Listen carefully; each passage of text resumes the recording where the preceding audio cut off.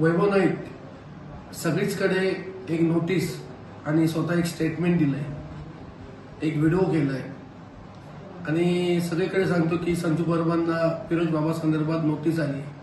मला आतापर्यंत रात्रीचे 9 वाजले कोणत्याही प्रकारची नोटीस मिळालेली नाही. आता ही नोटीस, माझी नोटीस वैभव नाईकाकडे कशी पोहोचली, हा सगळ्यात महत्वाचा प्रश्न आहे. का दारू पिऊन बोलतो, काय दारू पितो एवढं मला माहिती आहे. तर दारू पिऊन बोलायला लागला हे मला आता कळतं, कारण ही नोटीस आतापर्यंत मला कोणतीच पोचलेली नाहीये. जेव्हा नोटीस येईल तेव्हा मी त्याचं उत्तर देईन. एवढंच मला ठिकाणी सांगायचं आहे. मी काही जास्त बोलणार नाही. मला नोटीस आली नाहीये, त्याच्यामुळे काय बोलू इच्छित नाही.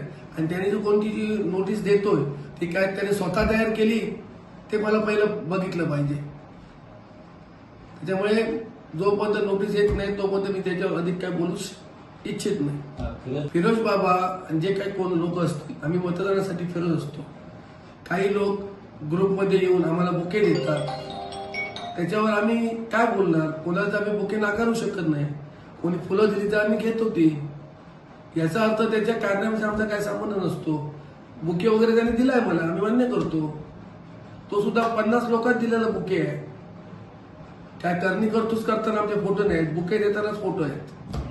कोणत्यापर्यंत काही संबंध नाहीये.